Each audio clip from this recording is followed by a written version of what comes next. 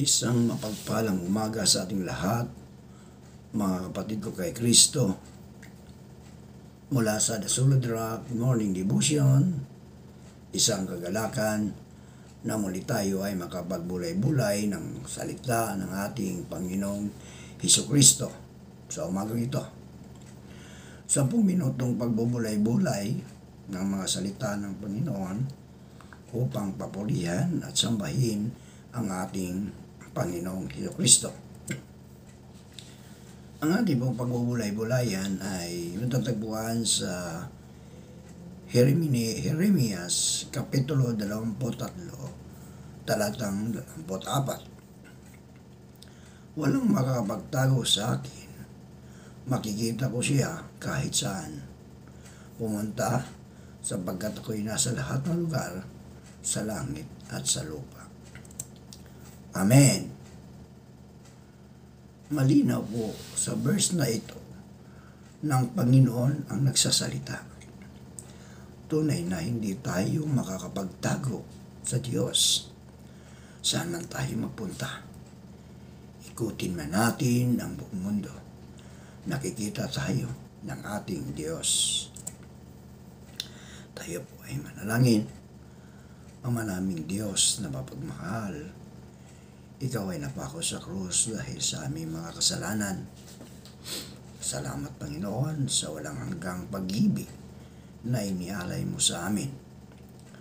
Aming inilalapit sa inyo ang aming mga kapatid sa pananampalataya na nangangailangan ng kagalingan dahil sa mga karamdaman.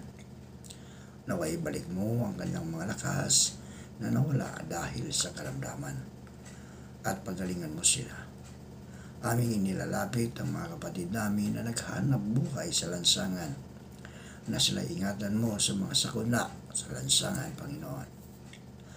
Amin din inilalapit sa inyo ang aming mga kapatid na mangingisda, na sila iingatan mo sa laot ng karagatan. Amin din inilalapit sa inyo ang aming mga kapatid na mga magsasaka, na sila iyong ingatan sa kanilang pagsasaka, upang ang bawat tao ay magkaroon ng pagkain kanilang hapag. Naway ang pagpapala sa bansang Pilipinas ay ibuhos mo, Panginoon, upang hindi na kami magangkat ng anumang pangangailangan sa ibang bansa, kundi kami na ang magpo-provide ng mga pangangailangan. Amin ding inilalapit sa iyo, Panginoon, ang aming mga kapatid na naghahanap ng trabaho, lokal man o abroad. Naway makasumbong sila ng magandang trabaho sa tulong ng iyong banal na Espiritu Santo upang sila ay magkaroon ng hanap buhay. Amin ding ay nilapit sa inyo, Panginoon, ang mga merong karamdaman na ubo. Ikaw, Diyos, ang humipo sa bawat lalamunan upang ito, Diyos, ay gagaling. Salamat, Panginoon, sa mga katugunan sa aming panalangin. Sa pangalan ni Hesus, na aming tagapagligtas. Amen. Kaya, huwag nating sabihin na ay wala naman nakakita sa akin o gagawin ko ito. Kaya naman wala naman ang mentor ko, kaya pwede ko itong gawin. Hindi naman niya nalalaman. Tunay na makakapagtago tayo sa mga tao na nasa paligid natin, pero lagi nating tandaan na hindi man tayo nakikita ng mga tao sa paligid natin, di man nila tayo nahuhuli. Always remember na may Diyos na nakakakita sa lahat ng ating ginagawa. Huwag nating pairalin ang lagi nating sasabihin na wala naman nakakita kaya okay lang gawin. Kaya nating lukuhin ang tao, pero ang Diyos, mga kapatid ko, hindi. Kaya saan man tayo magpunta, palagi nating tandaan na di tayo nag-iisa. May nagbabantay sa atin, may nakakita sa atin sa lahat ng ating ginagawa. Kaya kung may nangangailangan ng tulong, Huwag nating pamahasain na kaya lang may tao sa paligid, saka lang tayo tutulong. Huwag nating hayaan na maging man-pleaser tayo, na sa lahat ng ginagawa natin, gusto natin nakikita ng ibang tao para mabigyan tayo ng papuri.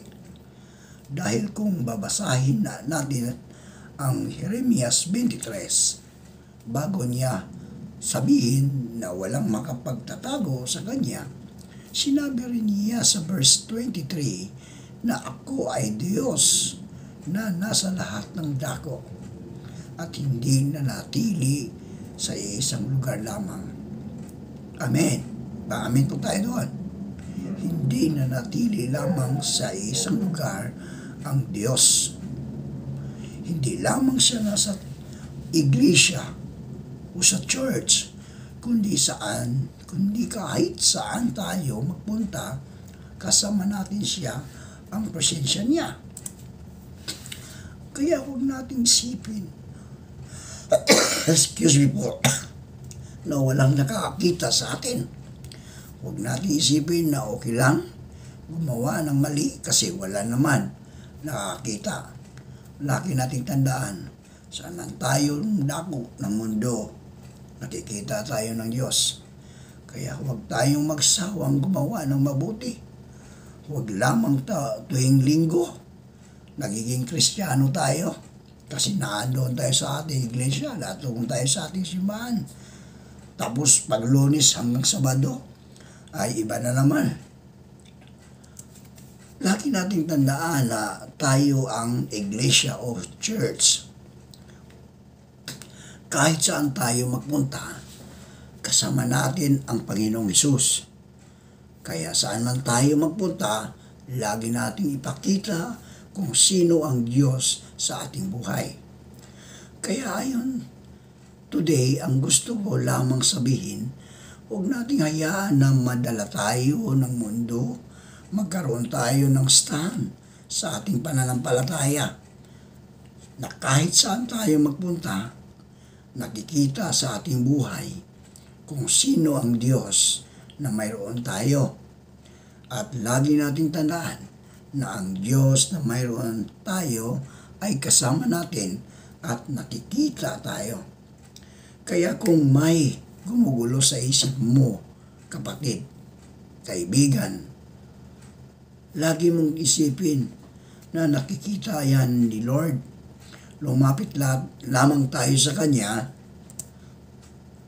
Manalangin tayo.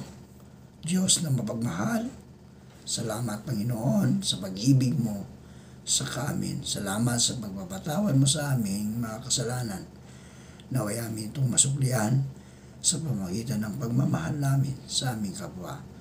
Tulungan mo po kami na makamit namin ang iyong mga utos na mahalin ng aming kapwa. Sa pangalan ni Jesus. Amen. Amen.